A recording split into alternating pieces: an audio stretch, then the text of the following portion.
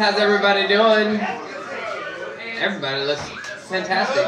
So I've had a few drinks. The Gentleman, if y'all haven't tried the Gentleman, do yourself a favor. It's absolutely delicious. And tip Cody while you're at it. My name's Tony Rizzo. I'm gonna do some poems for y'all that I wrote.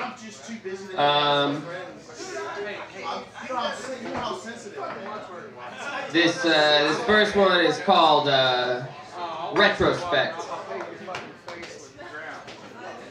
So there you were, setting sheets to silhouette, lying on my bed, face burrowed and down. You were a vision of beauty from your toes to your crown.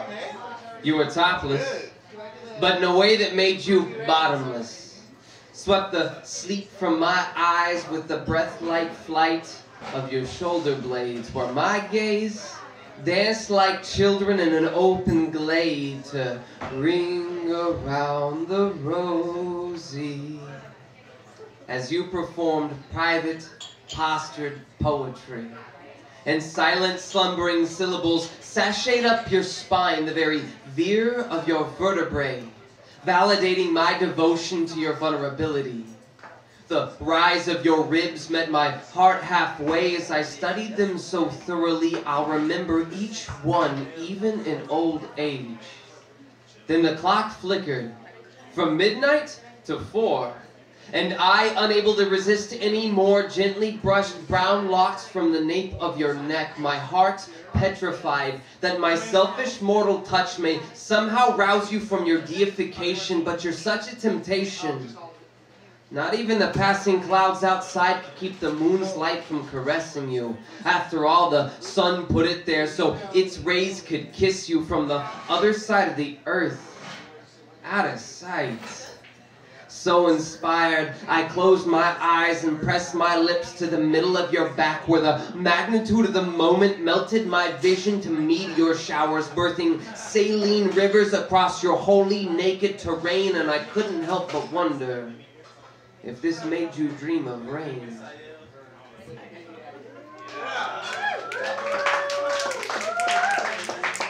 Thank you, guys. So I learned this thing where if I bring a drink on stage, it's a really great, easy way to signify when I'm done with the poem. I'll take a drink. It's real simple. That's your cue to clap louder shit. I also like breaking things up with a little joke from time to time. So, do y'all know why the mute owl seems so cool? Because he never gave a hoot.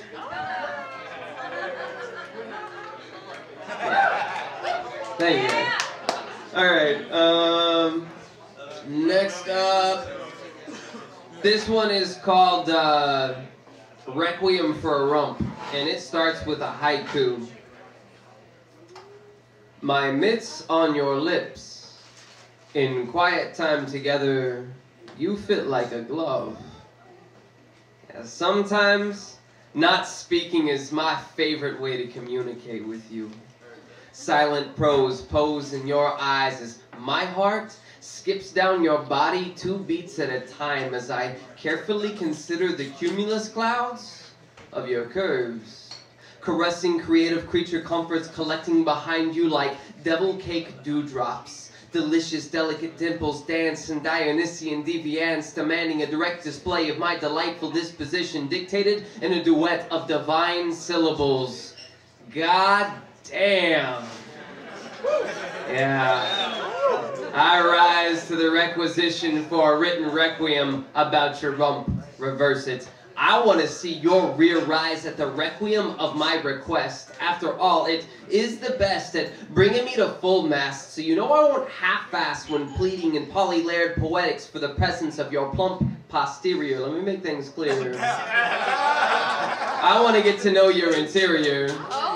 Crass, I know, but that ass is so superior. Yeah, if you want to know what it looks like, then I volunteer to be your mirror. I'll reflect the truth with my direct attention. For best results, trying every position till I find your little disclaimer that reads, Haymaker. Cause that rack booty you're packing is a real world shaker. The kind that threatens to send me to my maker. If you think that I'm joshing, then I dare you to place a wager. Now, let's prove my point and do ourselves a favor.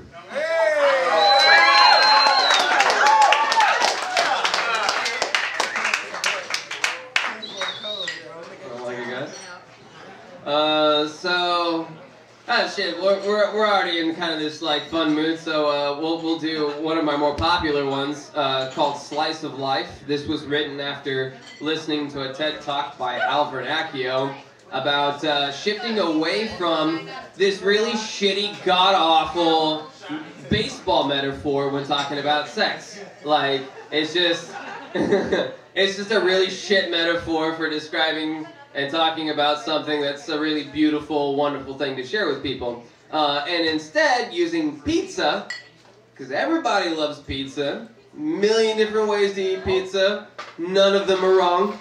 So let's use pizza when we need a metaphor to talk about sex. Let's use a pizza metaphor, y'all. All right, so without further ado, slice of life. Baseball, baseball, baseball. Everybody's playing baseball, but I just want pizza. No bases to round, just the satisfied sound of eating.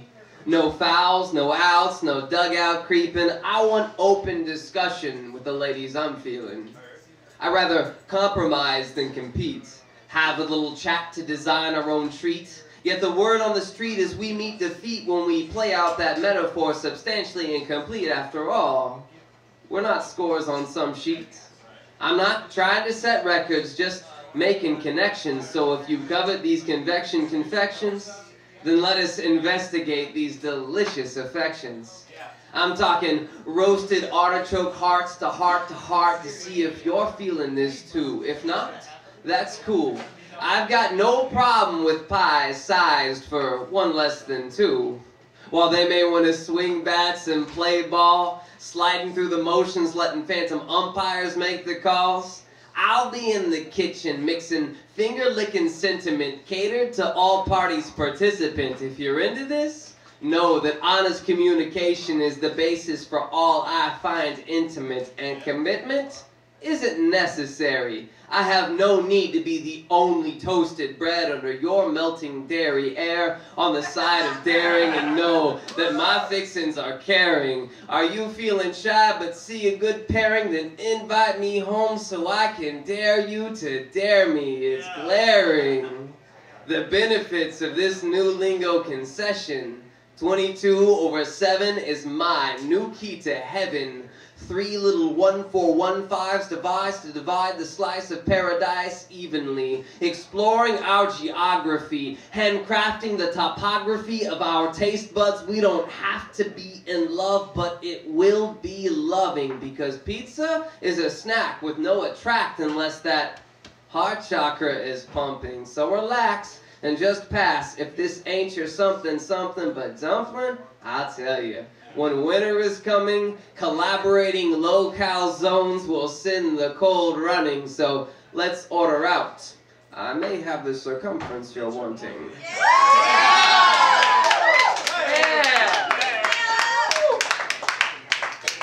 I think I got time for one more. All right, and then we got to move on to the next wonderful Fort Worth talent. Let's go with good old Firecracker. Should I stay or should I go now? If I go, there will be trouble. But if I stay, it will be double. My voice will always have a blues song for a heart, covered in track marks, because trains connect everything. Sometimes in the midst of all of this choreographed clumsiness, I just want to jump up on a table and shout out to all my friends my family, and my strangers, people, please, stop destroying yourselves. Unhand these hollow hungers we hold in calloused fingers and recognize that the very walls that separate you from yourself, with a capital S, connect you to the very heart of me. I know that using these hammers to build something up rather than tear it down means you're more apt to smash your fingers, but you can't craft a collage without cracking a few thumbnails, and all things start small, y'all. Especially tall tales. So stop sacrificing your hopes for instant gratification. If it really made things easier, then why are we all still so upset? Angry words have a habit of hypocrisy. I know my pants pockets have held creases from packs of smokes, while the adhesive from nicotine patches still faded from my chest. We are all crying out for help here. But the only voice that can answer is your own. So turn tongue to tourniquet and cinch your heart into place, because life is scrawled out on sandpaper. Okay. Yeah. And every time you strike your head against it is just another opportunity to spark yourself a flame. The only question that remains is when you inevitably catch. Are you gonna be a firecracker or just a hyperbolic match? Good night, Grotto.